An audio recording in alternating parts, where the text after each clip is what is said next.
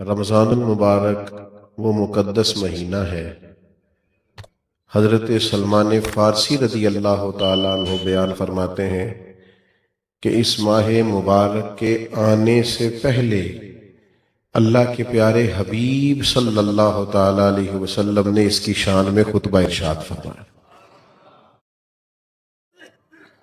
آپ اس کی غیر معمولی عظمت کو دیکھیے کہ حضور اس کے لیے خطبہ باقاعدہ شعبان کے آخری دن حضور نے خطبہ ارشاد فرمایا، رمضان شریف کے فضائل بیان فرمایا، گویا ذہن سازی فرمائی لوگوں کی کہ تمہارے پاس ایک بابرکت، ایک عظمت والا، شان والا، بلندی والا مہینہ سایہ فگن ہو رہا۔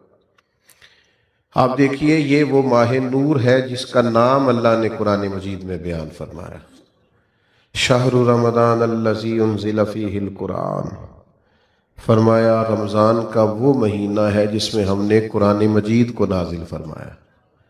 یہ بہت بڑی عظمت کی بات ہے کہ اللہ کی وہ آخری اور لاریب کتاب جس میں اللہ تعالیٰ نے تمام علوم کو بیان فرمایا، اولین اور آخرین کی خبریں ارشاد فرمائی، جس کے اندر اللہ تبارک و تعالیٰ نے کائنات کو سارا دستور دیا، جینے کا ڈھب اور سلیقہ سکھایا، وہ عظمتوں والی کتاب بھی اللہ نے ماہ رمضان میں نازل فرمائی۔ مسلمانوں کے ساتھ یہ ہوا ہے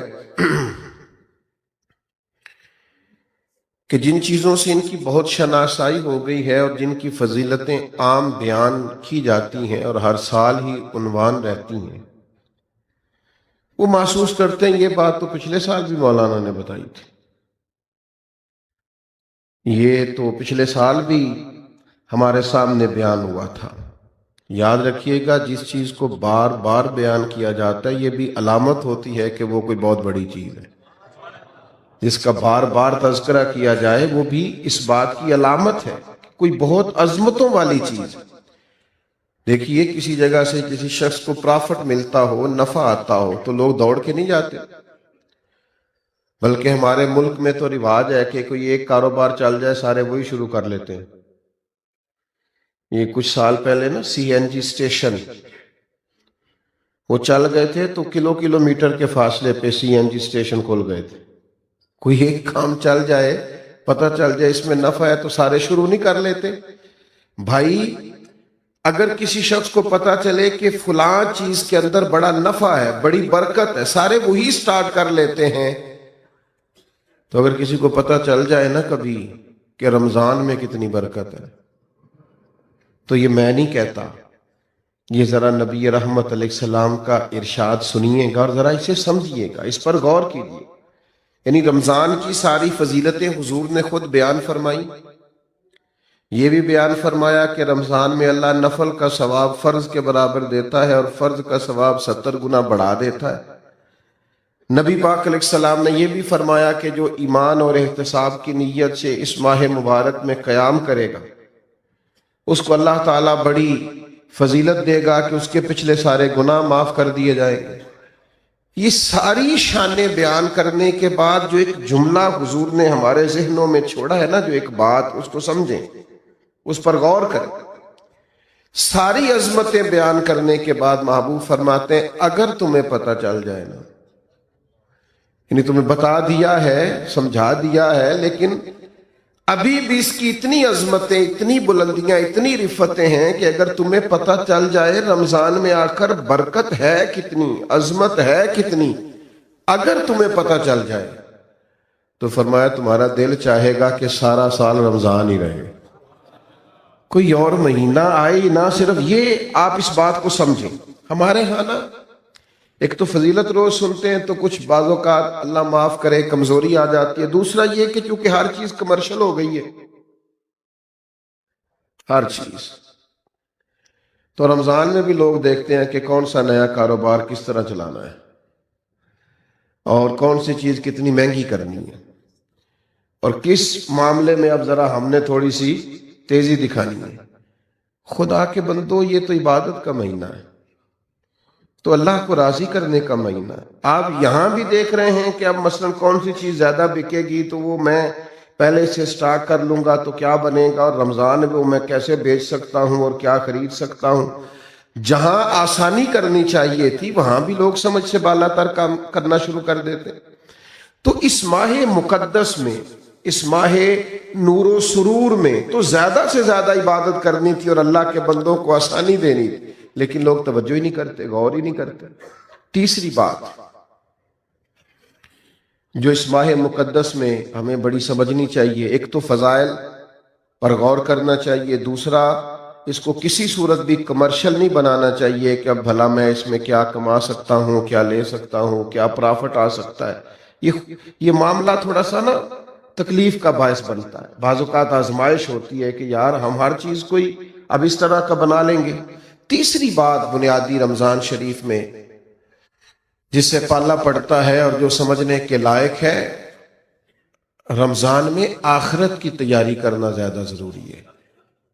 یہ ایک خاص بات ہے جو ہمارے اندر عام ہو گئی ہے، اس پر آپ نے توجہ کرنی ہے. رمضان میں آخرت کی تیاری کرنی، اور ہر عشرے کی اپنی فضیلت ہے، آخری عشرے میں سب سے زیادہ آخرت کی تیاری کرنی. ہم نے رمضان میں آخرت کی تیاری کرنی تھی، ہم سارا رمضان عید کی تیاری کرتے رہتے ہیں. کئی دن گزر جاتے ہیں بازاروں میں کپڑے خریدتے، پھر کئی دن گزر جاتے ہیں ڈیزائن پسند کرتے کہ سلوانا کون سا ہے، پھر یہ کہ 3 دفعہ گیا جوتا لینے. آپ نے سارا رمضان عید کی تیاری پہ لگا دی. ضرور نئے کپڑے خریدیں، ضرور نئے جوتے خریدیں، ضرور آپ اجلا لباس پہنیں، لیکن رمضان تو آخرت کی تیاری کے لیے. اگر آپ کا سارا وقت بازار میں گزر گیا تو آپ نے اس سے کیا حاصل کیا؟ چاہیے تو یہ تھا کہ کپڑے یہ رمضان سے پہلے خرید لیے جاتے، سلوا لیے جاتے. اب تو موسم کا بھی پتہ چل جاتا ہے کن دنوں میں کیسا ہوگا. اب تو یہ بھی کسی حد تک آسانیاں ہیں. رمضان المبارک سے پہلے سارے لین دین کر لیے جاتے. بزرگوں کی، صحابہ کی ایک بڑی تعداد تھی جو مہینہ مسجد میں گزارتے تھے رمضان. کہتے تھے وقت ضائع نہیں کرنا، پتہ نہیں دوبارہ ہاتھ آئے کہ نہ آئے، اس کو ضائع نہیں کرنا. تو میرے بھائی ان 3 چیزوں پر سب سے زیادہ سب سے پہلے اہمیت دیں کہ جو فضائل ہیں ان کو ذہن میں بٹھائیں کہ شان کتنی. دوسرا کوئی کمرشل، میں بعض اوقات بڑی تکلیف محسوس کرتا ہوں جب میں اپنے حج اور عمروں کو کمرشل بنا ہوا دیکھتا ہوں نا، تو میں سوچتا ہوں کہ کن کن چیزوں کی ہم نے دکانیں ڈال لی. ضرور آپ اس سے جس حد تک ہو سکے آپ کام کریں، لیکن یہ کہ آپ نے ہر چیز کو بیچنا خریدنا شروع کر دیا ہے. یہی حال رمضان کے ساتھ ہوتا ہے. بہت سارے معاملات میں ہم دیکھتے ہیں کہ کمرشلزم بڑا عروج پہ. اور تیسری بات یہ کہ سارا ٹائم نئے نئے ملبوسات خریدنے میں ضائع کر دیتے ہیں. تو 3 باتیں تو یہ سمجھیں. پھر 3 عبادات ہیں رمضان کی.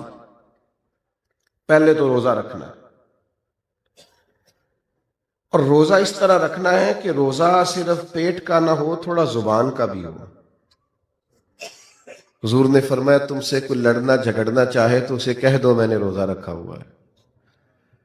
فرمایا جس نے جھوٹ بولنا نہیں چھوڑا، غیبت نہیں چھوڑی، اس کے بھوکا پیاسا رہنے کی اللہ کو کوئی ضرورت نہیں ہے. آپ یہ پابندی کر کے دیکھیں. روزہ تقوی کا سبق اور درس دیتا ہے. تھوڑا اپنے آپ کو پابند کریں کہ رمضان المبارک کا ماہ نور ہے، میں نے جھوٹ زبان سے نکالنا ہی نہیں، میں نے کوئی خلاف واقعہ بات نہیں کرنی، کچھ بھی ہو جائے مجھے زیادہ گفتگو ہی نہیں کرنی چونکہ میں روزہ دار ہوں. حضور علیہ السلام کی بارگاہ میں خواتین حاضر ہوئی تھیں تو انہوں نے کہا کہ ہم نے روزہ رکھا ہوا ہے. تو محبوب نے فرمایا یہاں قے تو کرو. تو قے کی تو گوشت کے لوتھڑے اور بوٹیاں ان کے حلق سے نکلیں. تو کریم فرمانے لگے تم نے وہاں بیٹھ کے غیبت نہیں کی؟ تو حالت روزہ میں تم نے مردہ بھائی کا گوشت نہیں کھایا؟ تم نے غیبت نہیں کی؟ تو بھئی آپ نے رب روزہ رکھنا ہے تو پھر تھوڑا سا اپنے آپ کو سمجھانا ہے. کوئی جھوٹ نہیں، کوئی غیبت نہیں، کوئی بدی نہیں، کوئی بددیانتی نہیں، کوئی بد نظری نہیں، کوئی بے حیائی نہیں. رمضان المبارک کا چاند طلوع ہوتے ہی اب اپنے آپ کو پورے طور پر کنٹرول کریں. رمضان محتاط رہنے کا مہینہ ہے، اس میں تھوڑی سی احتیاط کریں، اس میں تھوڑا سا غور کریں. اور اب تو الزام بھی کسی پہ نہیں دے سکتے کہ فلانے نے کرایا، شیطان تو ویسے ہی قید ہوتا ہے. اب تو اس کا نام لے کے جان بھی نہیں چھوٹے گی. وہ تو قید میں ہے، اب تو اپنے آپ پر پابندی ہی لگانی ہے، اب تو یہ کہ کنٹرول کرنا ہے۔ تو پہلی بات یہ کہ روزے کو بڑے حسن کے ساتھ ادا کریں، بڑی پاکیزگی کے ساتھ۔ روزہ بڑی نعمت ہے، آپ یقین کریں روزہ رکھا ہوا ہوتا ہے نا انسان نے تو عجیب سی وہ روحانیت محسوس کرتا ہے۔ روزہ عقیدہ توحید کا بہت بڑا اظہار ہے، پتہ چلتا ہے کہ یہ بندہ رب کو ماننے والا ہے۔ کیوں کہ آپ گھر کے اندر اکیلے ہیں اور دروازے سارے بند ہیں اور کھانے کو ہر چیز پڑی ہے، تو کیوں نہیں کھول کھا رہے آپ چوری لوگوں سے؟ بہت ساری عبادات میں لوگ معاذ اللہ دکھاوا نہیں کر لیتے، ہر چیز موجود ہے گھر میں، فریزر بھرا ہوا ہے انواع و اقسام کی چیزوں سے، کیوں نہیں کھا رہے؟ اس لیے نہیں کھا رہے کہ میرا رب مجھے دیکھ رہا ہے۔ عقیدہ توحید کی اتنی مضبوطی حالت روزہ میں حاصل ہوتی ہے کہ بندہ نور نالا نور ہو جاتا ہے۔ تو یہ ایک بہت بڑی پریکٹس ہے رمضان المبارک کے اندر کہ پھر انسان اپنی مجموعی زندگی میں اسے لاگو کرے کہ مجھے صرف کیمرے کی آنکھ نہیں دیکھ رہی، مجھے وہ رب دیکھ رہا ہے جسے نہ اونگ آتی ہے نہ نیند آتی ہے۔ یہ بہت بڑی ایک سعادت ہے، اور آپ پھر اس سے جو روحانیت پھوٹتی ہے، جو جلوے بنتے ہیں، جو رعنائی پیدا ہوتی ہے۔ حضور علیہ السلام نے فرمایا رب کو تو روزہ دار کے منہ سے جو خوشبو آتی ہے وہی بڑی پیاری لگتی، اللہ کو پسند بڑی، وہ جو تیرے منہ سے بو آتی، خوشبو آتی، وہ اللہ کو محبوب ہے۔ تو روحانیت کے ساتھ روزہ رکھا جائے۔ دوسری بات، رمضان اور قرآن کا آپس میں بڑا تعلق ہے۔ ابھی میں نے آیت پڑھی نا، شہر رمضان الذی انزل فیہ القرآن، رمضان اور قرآن کا آپس میں بڑا گہرا رشتہ ہے۔ نبی کریم صلی اللہ تعالی علیہ وسلم کی بارگاہ میں حضرت جبریل امین علیہ السلام رمضان میں حاضر ہوتے تھے اور قرآن مجید کا دور کرتے تھے۔ بڑے خوش نصیب ہیں وہ حفاظ کرام جو قرآن مجید کا دور کر رہے ہوتے ہیں۔ نبی کریم حضرت جبریل امین کو قرآن مجید سناتے، پھر حضرت جبریل امین حضور کو قرآن مجید سناتے۔ یہ مسجدوں میں جب حفاظ، قراء، آئمہ یہ بیٹھ کر قرآن مجید پڑھ رہے ہوتے ہیں تو یہ ان جلووں کی یاد تازہ کرتے ہیں جو جلوے محبوب نے دکھائے اور حضرت جبریل امین کے ساتھ دور فرمایا۔ رمضان المبارک میں خوب قرآن مجید پڑھیں اور قرآن مجید سے جڑ جائیں اور قرآن مجید کی لذت پیدا کریں۔ دیکھیں اللہ کا فضل ہے امت پر، یہ کبھی نہیں ہو سکتا کہ کہیں مسجد موجود ہو اور حافظ موجود نہ ہو۔ یہ تو ہو سکتا ہے کہ کسی حافظ کو مسجد نہ ملے اور وہ رہ جائے، اس دفعہ قرآن مجید نہیں سنا سکا۔ یہ نہیں ہو سکتا کہ کسی مسجد والوں کو حافظ نہیں ملا اور وہ قرآن مجید نہیں سن سکے، یہ ممکن ہے۔ لوگ کہتے ہیں علماء کیا کر رہے ہیں، تو میں نے کہا ہے رمضان دیکھ لو نا کیا کر رہے ہیں۔ ہمارے مدارس نے اللہ کے فضل سے اتنے حفاظ بنا دیے کہ اب ہر معاملے میں آپ کو کہیں کمی نظر آ سکتی ہے، یہاں نہیں آئے گی اللہ کے فضل سے۔ نہ کبھی آپ یہ کہیں گے کہ آج مسجد میں جمعہ نہیں ہوا چونکہ جمعہ پڑھانے والا کوئی نہیں تھا۔ یہ اللہ نے امت پر فضل فرمایا، اہلیان پاکستان پر فضل فرمایا۔ تو قرآن مجید کے حافظ بھی ہیں، قاری بھی ہیں، عالم بھی ہیں، ترجمہ کرنے والے، تفسیر کرنے والے بھی موجود ہیں۔ اب ضرورت ان لوگوں کی ہے جو قرآن مجید سے محبت کریں۔ محفلوں میں رک کے آتے ہیں نا، فلانی نعت سناؤ نعت خواں کو، بڑی اچھی بات ہے، بھیجا کریں، لیکن کبھی کبھی نا یہ بھی رکا بھیجا کریں کہ دل بڑا کر رہا ہے سورہ رحمان سنائیں۔ اب ہلکے ہلکے بولیں آپ، اور کچھ نے تو صرف گھورا ہی ہے مجھے۔ بھائی رکا آتا ہے نا جی فلانی نعت بڑی پسند ہے، تو بھائی ایک رکا لکھ کے بھیجو نا، جناب سورہ ملک بڑی پسند ہے ذرا سنائی جائے۔ یہ آپ رکا لکھے نا اور لکھ کے بھیجے نا، میرا دل کر رہا ہے سورہ ابراہیم کی تلاوت ہو، سورہ نوح کی تلاوت ہو، سورہ یوسف کی تلاوت، یہ بھی ذوق پیدا کریں، یہ بھی اپنے دل میں لائیں چیز۔ ہمارے ملک میں نا ایک رواج بن گیا ہے، ہر چیز کو مشکوک کر دو، شک پیدا کر دو، اور نہیں جی نہیں اس کے بغیر بھی گزارا ہو سکتا ہے، اور نہیں جی نہیں یہ کوئی فرض واجب نہیں ہے، اور نہیں جی یہ ضروری نہیں ہے، مزاج بن گیا۔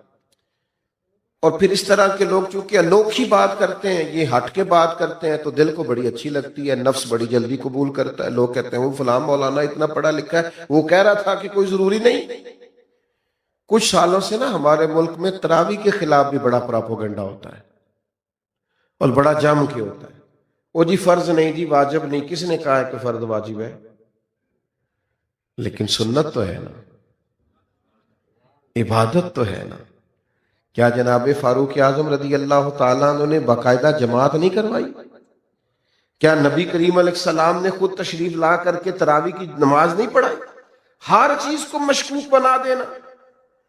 لوگ جڑے ہوئے ہیں، اللہ کے فضل سے آتے ہیں اور سال میں ایک موقع بنتا ہے جب سنانے والے قرآن مجید سنا لیتے ہیں اور سننے والے سن لیتے. میں نے بوڑھے بزرگ دیکھے اپنی زندگی میں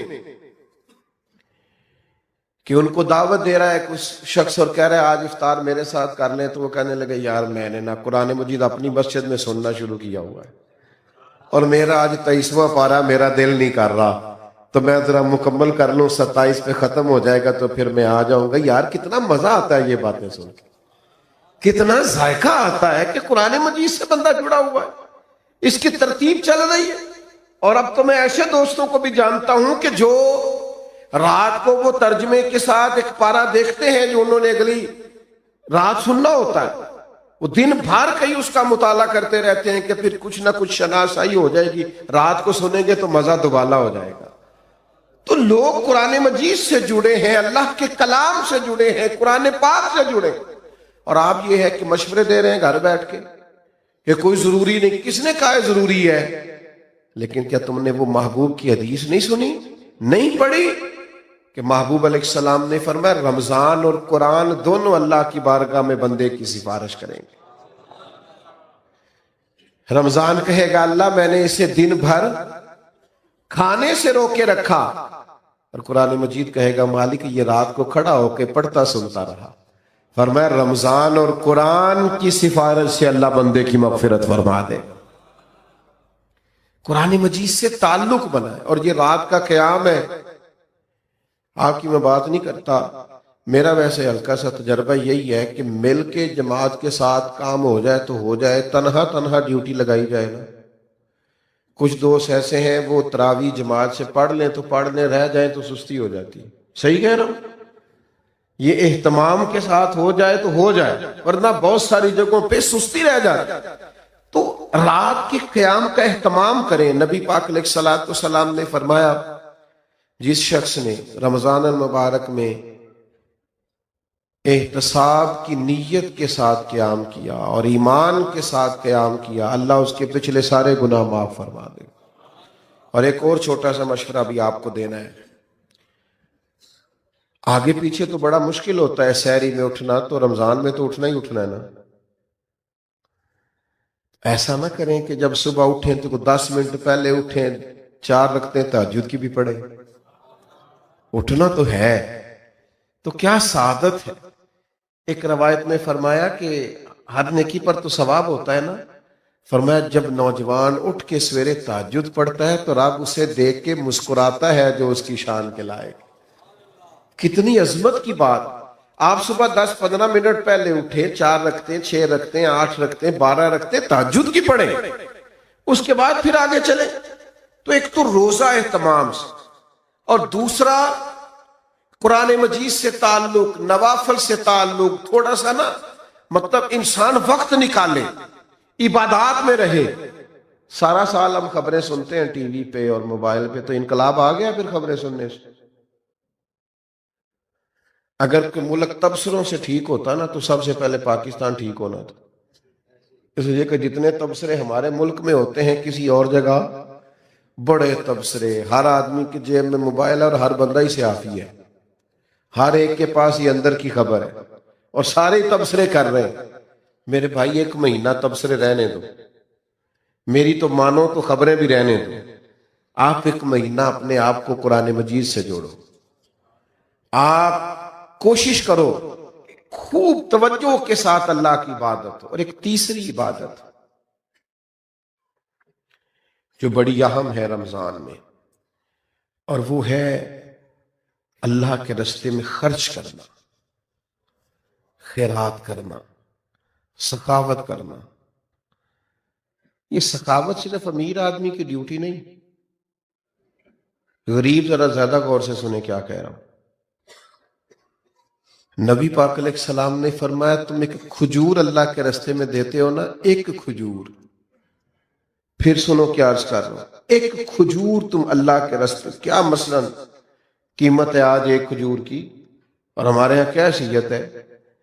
فرمایا ایک کھجور جب تم اخلاص کے ساتھ اللہ کے راستے میں دیتے ہو، اللہ تبارک و تعالیٰ اسے قبول فرما کے اپنے سیدھے دستے مبارک میں لیتا ہے جو اس کی شان کے لائق.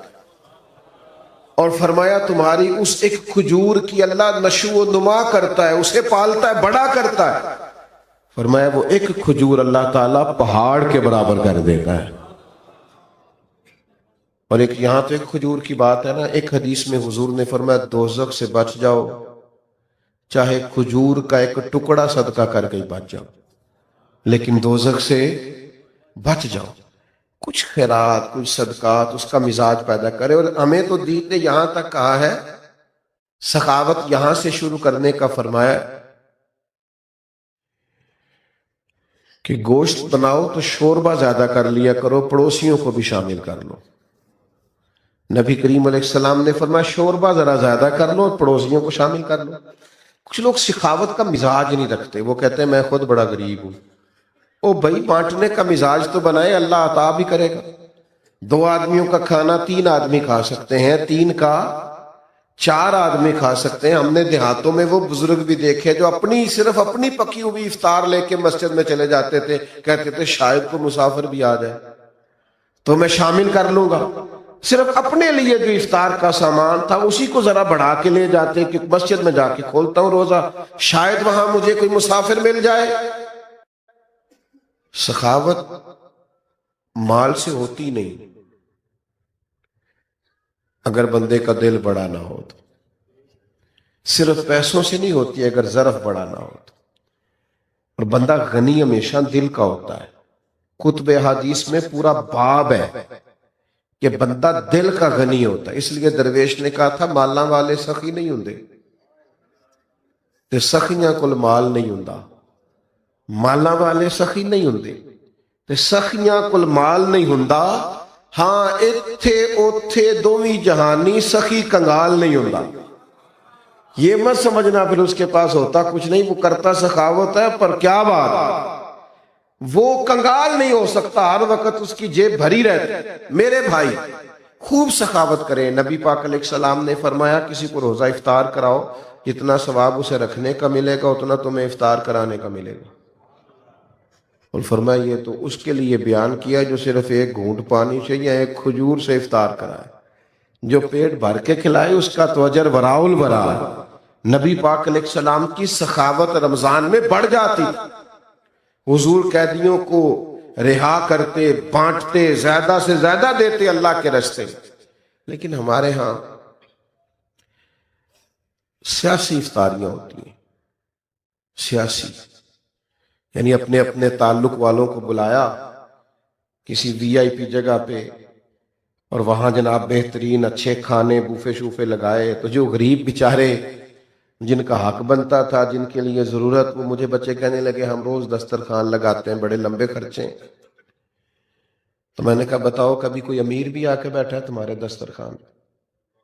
کہنے لگے نہیں غریب لوگ ہی آتے ہیں. تو پھر میں نے کہا تم اللہ کی اس بات پر راضی نہیں ہو کہ رب کریم نے توجہ دلا دی ہے یہاں آ جاتے ہیں غربا کہ چلے یہاں افطار کر رہے. بہت بڑی سعادت ہے.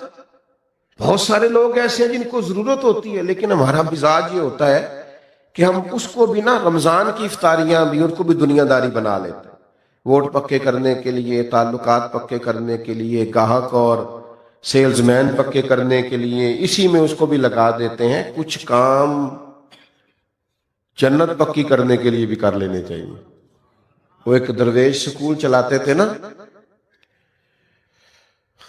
تو وہ جو بچہ بھی آ کے منت کرتا نا، ان کا وہ کلرک جو تھا، جو ایڈمن کا آدمی داخلہ کرتا تھا، تو فیس رکھی ہوئی تھی داخلے کی، تو وہ اس کے پاس لوگ جاتے، وہ فیس بتاتا، تو وہ آ کے ان سے کہتا جناب وہ فیس مانگ رہے، کہتے اس کو فری داخل کر لو، غریب ہے.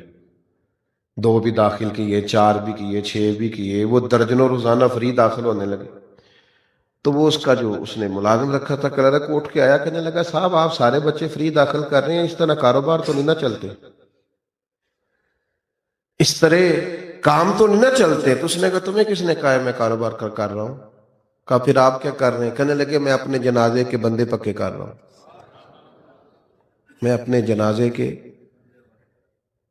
کسی کو کہنا نہ پڑے میرے لیے دعا کر، کچھ پکے ہو جائیں، جب میں جاؤں مروں تو ان کے دلوں سے دعا نکل جائے، اکھاں جدوں میٹیاں زمانہ مینوں روے گا، اپنا تے اپنا بیگانہ مینوں روے گا، جدوں نہ میں دسیا میں خاراں نوں میں خانے وچ، جام ٹوٹ جان گے میں خانہ مینوں روے گا، کئی لک لک رون گے تے کئی بک بک رون گے، گلیاں دا یانا تے سیانا مینوں روے گا۔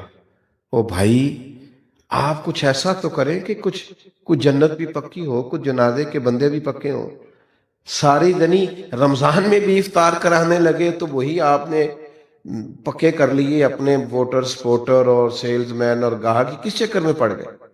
تو میں کہہ رہا تھا کہ ہر چیز کو کمرشل نہ بنا، یہ ماہ نور و سرور رمضان المبارک، اس میں پوری تیاری کے ساتھ داخل ہوں، پورے حسن ظن کے ساتھ داخل، ساری برکات اس کی سمیٹنے کی کوشش کریں۔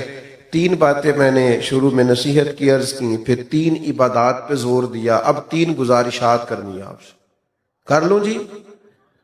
چلیں جمہوری ملک ہے، آپ سارے نہیں بول رہے، کر لوں بات؟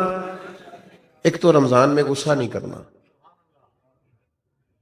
مشکل کام بتا دیے، غصہ نہیں کرنا، نہ گھر والوں پہ نہ باہر والوں پہ۔ کچھ لوگ باہر بالکل نہیں کرتے، گھر بہت زیادہ کرتے، تو غصہ نہیں کریں، چھوڑ دیں۔ اس سے نا روحانیت پہ بڑا اثر پڑتا ہے۔ کبھی کبھی غصہ انسان کو تکبر تک لے جاتا ہے، وہ خطرناک صورتحال ہو جاتی ہے، روحانی زندگی میں بڑی تباہی مچاتا ہے۔ دوسری گزارش آپ سے یہ کرنی ہے کہ ماہ رمضان المبارک میں کوشش کریں، آپ جن سے آپ ناراض بھی ہیں نا، اگر کچھ ایسا ہے نا کہ آپ ان کو معاف نہیں کر پا رہے تو رمضان میں کر دیں معاف، بوجھ اتر جائے گا۔ آپ تو معاف کر کے جائیں نا اللہ کی بارگاہ میں، آپ تو گنجائش پیدا کریں نا، آپ نے روزے رکھنے، اللہ کے حضور حاضر ہونا، معاف کر دیں۔ یہ معافی بڑی برکت والی چیز ہے، کلیجہ ٹھنڈا ہو جاتا ہے۔ بدلہ لے کے انسان تنگ ہوتا ہے، انتقام لے کے اور زیادہ گھٹن فیل ہوتی، لیکن معاف کرنے سے سکون پیدا ہوتا ہے، ٹھنڈک محسوس ہوتی ہے۔ تیسری میری گزارش آپ سے یہ ہے، رمضان المبارک میں لوگوں کے لیے آسانیاں کرنے کی کوشش کریں، خود سے محسوس کر لیں کہ کہاں آپ کی ضرورت ہے اور آپ وہاں پہنچ جائیں۔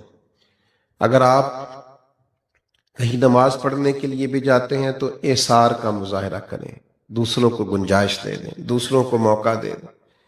اگر آپ کا کہیں لین دین ہے اور سامنے والا تنگ دست ہے تو اس ماہ مبارک میں کم از کم اس کے لیے آسانی رکھیں، گنجائش کریں، جس حد تک ہو سکے دوسروں کو تکلیف سے بچائیں۔ آہستہ آہستہ نا کچھ شدتیں سی پیدا ہو گئی ہیں مسلمانوں کے دلوں میں، اپنی ذات کے لیے رنجشیں بڑھ گئی، خوبصورت ترین لوگ بھی بعض اوقات حالات کے تقاضوں کی وجہ سے اس طرح کا معاملہ کرتے ہیں جو ان کی شخصیت کے ساتھ میچ نہیں کرتا۔ محسوس ہوتا یار تو بڑا عظیم آدمی ہے، تیرا نہیں بنتا یوں کرنا، تو بہت بڑے قد کاٹ کا آدمی ہے، تیرا معیار بڑا بلند ہے، تیرا نام بڑا اونچا ہے، تیری سوچیں اور تیرے وچار بڑے پائے کے ہیں، تجھے اس طرح نہیں کرنا چاہیے۔ رمضان شریف بہت بڑی تربیت کا ماہ مبارک، کوشش فرمائیں اس میں کہ آپ درگزر سے کام لیں، آپ آسانی کریں، آپ کوشش کریں کہ کسی شخص پر بوجھ نہ بنے۔ میں تراویح پڑھنے کے لیے لوگ آیا کرتے تھے تو ایک دفعہ حافظ صاحب سے نا کچھ ان کو مشابہ زیادہ لگے سنانے میں، تو ایک دوست کہنے لگے کہ میں نے ان سے بات کرنی ہے، میں نے کہا آج نہ کرنا۔ کہنے لگے کیا مطلب؟ میں نے کہا آج آپ نے بات نہیں کرنی، اس لیے کہ وہ پہلے خود بڑے ڈسٹرب ہیں، وہ جو زیادہ لگے ہیں نا ان کو درمیان میں جا کے، وہ پچھلوں کی انہوں نے ٹینشن لی ہے کہ میں تو اتنا یاد کیتا سی یہ کی بڑے ہیں، تو آپ کو نہیں پتا تو بوجھ کیوں بنے ہم کسی کی طبیعت پہ؟ تو آج نہ سارے ان کو شاباش دے کے گزر جاتے ہیں، تو کل بات کریں گے، تو اللہ نے فضل کیا کل ایسا ہوا ہی کچھ نہیں۔ تو ہم بعض اوقات اتنا پریشرائز کر دیتے ہیں بعض چیزوں کو کہ جب کوئی بندہ پریشر میں آ کے کوئی کام کرتا ہے تو صحیح بھی کرنا ہونا تو اسے غلط ہو جاتا ہے۔ تو تھوڑی گنجائش دینی ہے، لوگوں کے لیے آسانی کرنی ہے، کہیں بس اسٹاپ پہ، کہیں خریداری کے لیے جائیں، کسی جگہ بھی تھوڑی گنجائش دیں کہ جناب آپ پہلے کر لیں، میں انشاءاللہ کر لوں گا، میرے پاس وقت ہے، ٹائم ہے۔ تھوڑا سا حوصلہ بڑا کر کے جئیں، جینے میں مزہ آئے گا، لطف اور سرور حاصل ہوگا۔ یہ بڑی خوبصورت بزم سجائی گئی اور پھر اتنے خوبصورت عنوان پر کہ ہم نے رمضان المبارک کے تعلق سے کچھ باتیں کی۔ اللہ تعالیٰ اس خیر سے ہمیں بہت زیادہ حصہ نصیب فرمائے۔ اللہم صلی علی سیدنا و مولانا محمد معدن الجود والکرم وآلہ وبارک وسلم۔ اللہ ہمارا مل بیٹھنا اپنی بارگاہ میں قبول فرما۔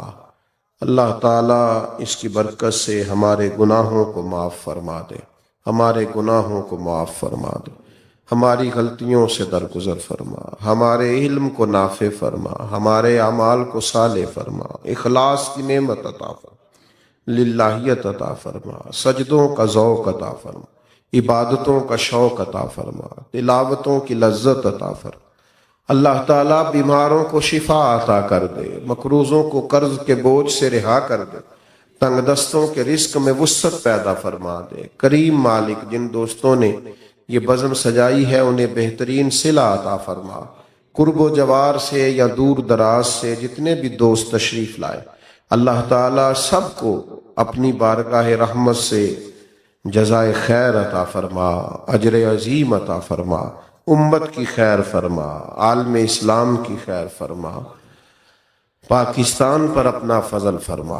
اللہم انا نسألک العفو والعافیۃ فی الدین والدنیا والآخرہ، رب اغفر وارحم وانت خیر الراحمین، وصلی اللہ تعالی علی حبیبہ سیدنا محمد